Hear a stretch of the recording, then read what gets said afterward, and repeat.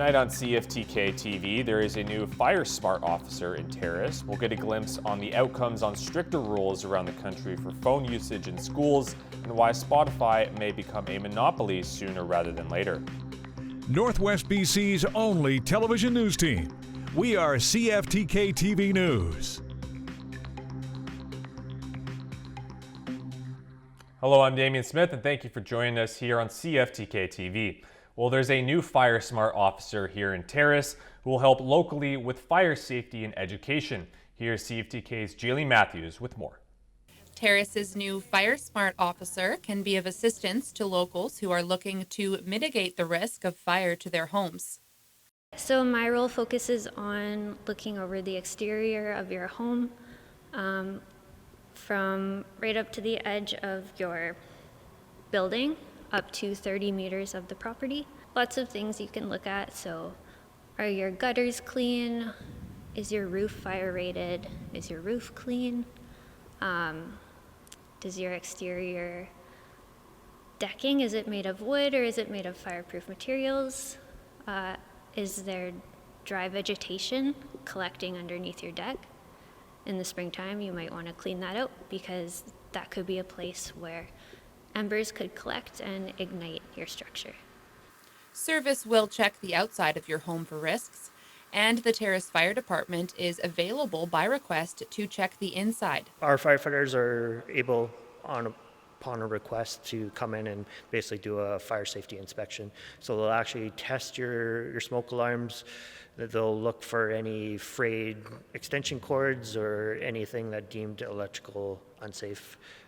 Chief Cooper says it's been several months since the city has seen a structure fire. Our hats are off to all the residents. They're being due diligent in making sure their home is fire safe, and we continue to provide outreach around the community, give them prevention tips, and we also give them insight on what the actual cause of the fire is. So it seems to have calmed a lot of nerves down when we see a house burn down and everyone's on edge on what was the cause and how can we mitigate this from happening again. So it's been well received. The firefighters love getting out into the community, providing that outreach, and even just having the children in the neighborhood come check out the fire truck while we're there, and we kind of reinforce with a positive attitude after a negative event. So all of these inspection services are free of charge. Yeah, anytime anybody has any questions regarding fire safety, they can give us a shout, and we'll send the crew down there and give you a free home inspection. For CFTK News, I'm Jayleen Matthews. In the riding of Nechako Lakes leading up to the BC provincial election, neither Green Party member Douglas Gook or BC Conservative leader John Rustad showed up to any of the all-candidates forums in the area. The NDP candidate for the area, Murphy Abraham, as a result, was the only one to appear at the forums, and this has resulted in local leaders questioning the accountability of candidates. These no-shows have also resulted in only one candidate being able to hear directly from the people on what exact issues they would like their local MLAs to focus on. Well, technology is once again somehow reaching a new level, especially with online shopping. Here's Doreen Shaw with ABC News. Deal or no deal? That's the question many retail companies are trying to answer as they roll out AI-powered tools to improve the shopping experience. It's definitely a brave new world. With millions of shoppers trying to land the best deal possible on the website, Amazon's new AI chatbot, Rufus, is trying to help bargain hunters. And Wired senior reporter Will Knight says Amazon is constantly refining, and there's so much more Amazon is working on to possibly put out in the near future. Their AI may be able to predict what you want to buy and put it in your cart and perhaps even ship it to you so it just arrives. He says in the era of AI, only a few companies with a huge amount of data will have a major advantage. That's the likes of Amazon and Walmart. And just a few days ago, Walmart launched a personalized AI assistant that knows who you are when you're on their website and can even create personalized shopping experiences. And starting next year, it can even make a custom homepage for each person. Companies, retailers have to get into this because it looks like it's the future of their industry. Sam's Club is also getting into the game too, using artificial intelligence to take a photo of the buyer's cart at select stores as they leave, matching the items in their carts to their receipts. If everything matches, the customer passes. Sam's Club parent company Walmart says it takes fewer employees in the checkout area and makes the store exit process much faster. If a company's using AI and is able to recommend new products, maybe get you to the shopping, get you to buy stuff more efficiently, even just a few percent, that's a huge deal. While many Canadians, especially in the Vancouver metro area, struggle with the cost of living, human food banks are not the only food banks that are making a presence around the area. Charlie's Food Bank, it's a beehive of activity. Deliveries are being made, kibble is being portioned, and a steady stream of four-legged clients and their owners are here for some support. Food is expensive. Dog food's very expensive. Yep. I can get you some treats. Do you want some treats? A few treats? Okay. And for 20 years, Charlie's Food Bank in the downtown east side has been providing it. What are some of the things that people are coming here for? People often come here for usually pet food. So of course we do dog food, cat food. We have wet foods, but they also have poop bags, toys, beds, litter, and all sorts of carriers to get them to and from vets. Outreach specialist Diane Waters says rising costs are taking a toll on low-income pet owners, some having to choose between feeding their pet or feeding themselves. There's been a lot of stories and research to suggest that a lot of people who are accessing people food banks are actually using the people food to feed their pets as well. On your side? On this day, Charlie's Food Bank regular Brant is getting his precious a nail trim and food she likes. They help you get cat houses, things like that, toys, the shots done, if you want to get spayed or neutered. But this support has grown far beyond the downtown east side. In the last 4 years, the BC SPCA has seen the need stretch to rural communities around the province to include small livestock. The Upper Room Mission in Vernon is one of 35 locations now helping to distribute food. The food bank isn't just for unhoused people or people facing those types of challenges. We're also seeing a lot of people coming in who are families and people who have simply fallen on hard times and are having a difficult time dealing with cost of living. Most of the food comes from donations, with community partners helping to identify those animal owners who need the help. And while the type of animals being fed can vary around the province, the reaction is the same. Appreciate it a lot because I get a lot of good stuff here for my cat. Yeah. And they help out a lot. Well, it'd be really hard because I'm on disability, so it'd be very hard to be able to pay for that. I just appreciate that it's out of the kindness of people's hearts. You guys get everything you need? Yeah, we did. Yeah? Okay, amazing. Thanks for coming by. No problem. Take care. Coming up next, after 6 weeks of school, we'll get a glimpse of the outcomes of the province-to-province phone ban. Well, we've had a month and a half now to digest the different rules on phone usage around the nation, and according to Sarah Plowman of CTV News, this has been a pleasant surprise of news for many of the school boards around the country. A new school year rang in new rules around cell phones. The bans differ across jurisdictions, but the aim is the same: cut cell phone use out of class. 1 month in, so far, so good. The feedback that we've been getting from teachers and administrators and school communities is that it's been very positive. That report card from New Brunswick's teachers echoes what's being said in Alberta. They are surprised that they haven't seen the pushback that they were anticipating to happen. Teachers had worried about policing the new policy. But students have been really respectful of it. Instead, another pattern emerged.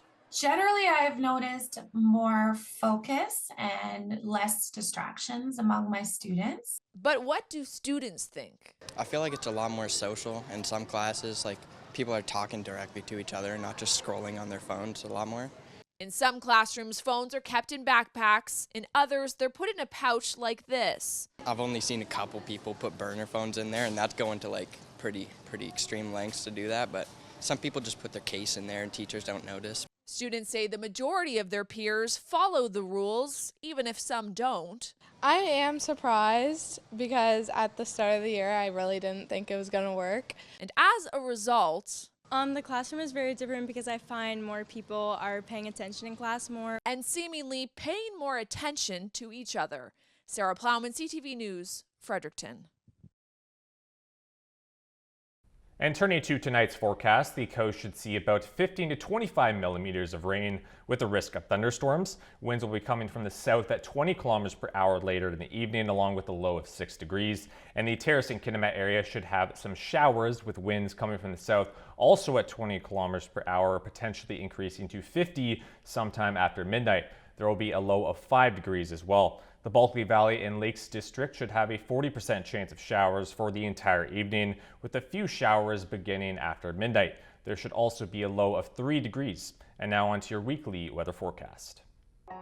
The Prince Rupert area should see a risk of thunderstorms again tomorrow, followed by cloudy days and periods of rain for the rest of the week. And the high will be 10 degrees for 3 straight days in a row, and the low will be 2 on Sunday night. Next week should start out with some sun, and the Terrace and Kitimat area should have showers and rain for the entire week, with a high of 9 degrees on Friday and a low of 1 degree on Sunday night. The Bulkley Valley and Lakes District should have a couple of days of sun, followed by a drop of temperature heading into next week, with a chance of flurries on Sunday, and the high will be 8 degrees while the low will be -3 on Sunday night. And now onto your northwest roadside report. On Highway 16, there is construction in Burns Lake. There is also utility work in Stalaco and utility work in Vanderhoof. On Highway 37, there is water pooling in Kitimat, bridge maintenance north of Misiadin Junction, along with roadside brushing north of Misiadin Junction, as well as slippery sections south of Dease Lake. And on the Nishka, there is also some construction west of New Ayanch. And here are what the cameras were looking like around the northwest.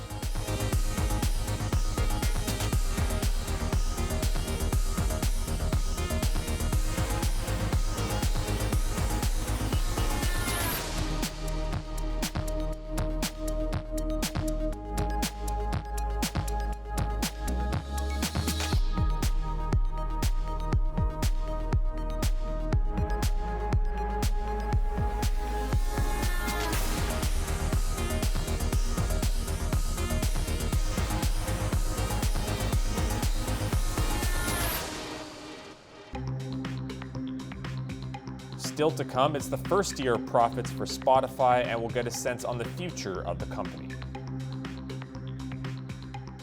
Well, since being launched back in 2008, 2024 will apparently be the first year that Spotify happens to make a profit.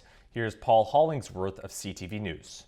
Spotify's subscription rates are on the rise. Individual accounts will soon go up $1.70 per month before taxes. The Duo plan is going up by almost $3. Family subscribers will pay an extra $4. Music publicist Eric Alper says this comes at a time when Spotify's business is booming. This is going to be the first year that Spotify actually makes a profit. To explain the increase, Alper says music streaming platforms pay a lot of money to rights holders. Spotify has also recently expanded its content. Now that they have went into the podcasting game, that's even more content for them to pay out. So not only are you looking at 120 million songs available, now you're looking at tens of millions of podcasters that need to get paid as well. According to technology analyst Carmi Levy, this latest cost increase is part of an industry trend. Every year, Spotify and other streaming providers hike their rates to Canadians by significantly more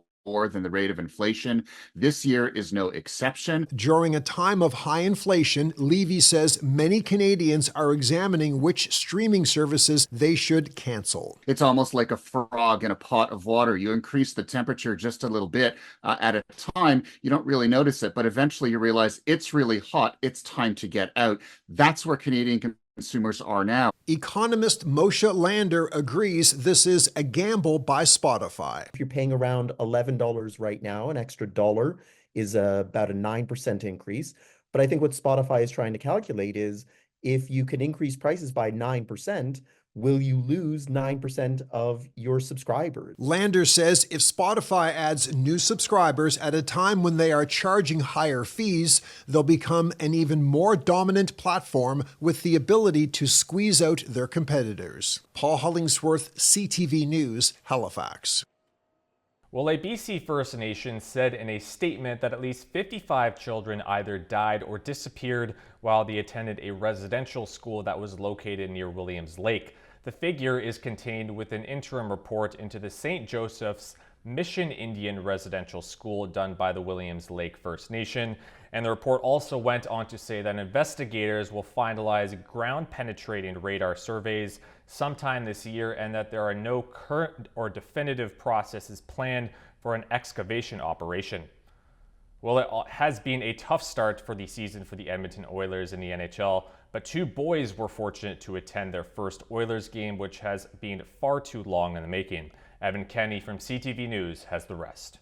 And we are underway at Rogers Place. The Friesen family is still basking in the moment, being among the sea of 17,000 at Rogers Place Saturday night. It was Mason and Peyton's first live game. My favorite part was stepping in this building, first time ever coming to Rogers Place, and it is the best arena in NHL history. The Twins are some of the biggest Oilers fans in their hometown, 5 hours northwest of Edmonton, near Grand Prairie. Their mom says growing up, they wouldn't wear pajamas unless they were Oilers themed.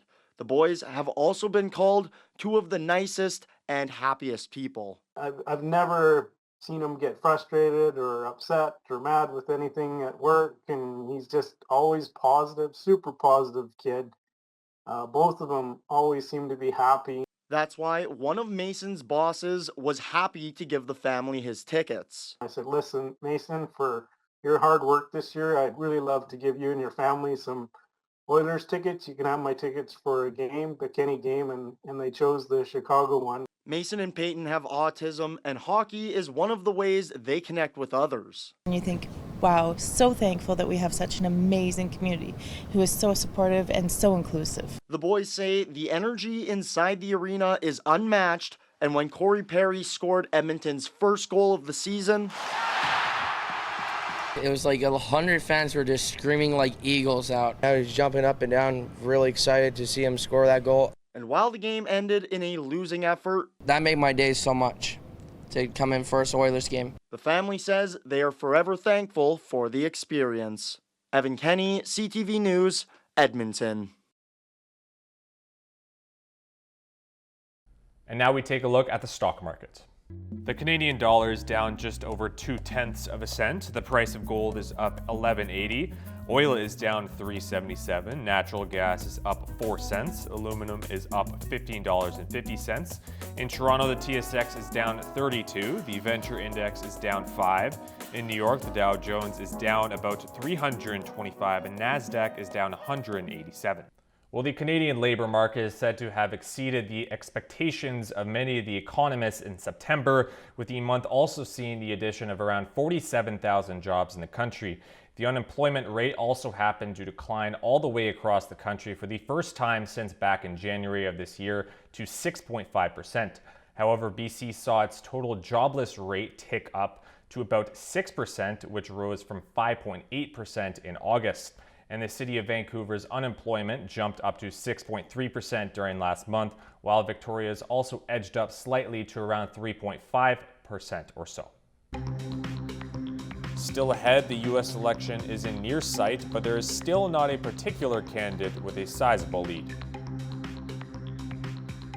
The U.S. election is only weeks away, and just like the provincial election here in BC, the race is expected to go down to the wire with both candidates very close in the polls.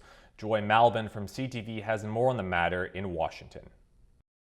In this presidential race where every vote will count, it's a nail-biter. Poll after national poll shows Kamala Harris and Donald Trump statistically neck and neck. But here's the thing.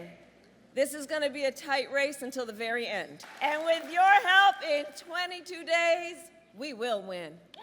We will win. Casting herself as the change candidate, Harris is reaching out to black male voters, pitching forgivable loans for black entrepreneurs, money for training programs, and a promise to legalize marijuana nationally. Since the Democratic National Convention, support seems to be softening as Harris tries to rebuild the coalition that elected Joe Biden and Barack Obama. In the suburbs of Philly, Donald Trump also mining for votes. His message has grown darker, demonizing immigrants, promising mass deportations. His campaign believes it's helping him. Many are coming in from jails and prisons and mental institutions, insane asylums. We have sick puppies coming into our country. And this is troubling. Trump says he'll use the military against what he calls political enemies if he's reelected. I think the bigger problem is the enemy from within. We have some sick people, radical left lunatics, and I think they're and it should be very easily handled by, if necessary, by National Guard, or if really necessary, by the military. Harris tonight went after Trump. Those people are more dangerous, the enemy from within. Playing his words at her rally and warning. We know who he would target. Election officials who refuse to cheat. Judges who insist on following the law. A second Trump term would be a huge risk for America and dangerous. Both candidates taking their fight to crucial battleground states with just 22 days to go. This race as close and tight and tense as ever. Various business owners located in Kitimat recently got an invite to join the District of Kitimat's annual business walk, which is set to take place tomorrow. The main purpose of the walk, which is nearly 10 years old at this point, is for the district to get feedback from local business owners so that they can tailor their economic development strategies to them in the future. Anyone else who wants to give their input to the district on this subject can do so online, with the window to do so closing on November 8th. A similar event is also set to be hosted this Thursday at the Hirsch Creek Golf and Winter Club by the Kitimat Chamber of Commerce. And a new big lot of grains has been purchased south of Leduc in Alberta and is ready to be used. And here is Rachel Crow Spreading Wings with more. Farmers like Brad Glesman gather to harvest this 150-acre canola crop just outside of Leduc, Alberta. We actually provide the food for the world. Our spirit is about giving back to the community. Taking part in the harvest is a family tradition. My dad's on the committee for the food grains, but before that, we always were involved. Over 14 combine operators fire their engines ready to harvest the grain. Landowner Peter Brower says the only reason why he bought the lot was specifically for this project. I didn't want to farm it myself, so between my wife and myself, we decided food grains was a well-worth project. For over 40 years, farmers who are part of the Canadian Food Grains Bank donate their time, energy, and equipment to the harvest and don't see a nickel. We don't actually ship any grain. It all is turned into cash, and that cash is used in, right now, about 35 different countries. The reasons the crops themselves are not shipped overseas, some crops may not be used, and local farmers in those countries also need to make an income of their own. Jensen says Alberta alone generates 30 different harvests around the province. Adding through a grant, the Canadian government also matches donations made directly to the organization. Rachel Crow Spreading Wings, CTV News, south of Leduc. Well, that'll be all for tonight's cast. Thank you very much for tuning in, and good night.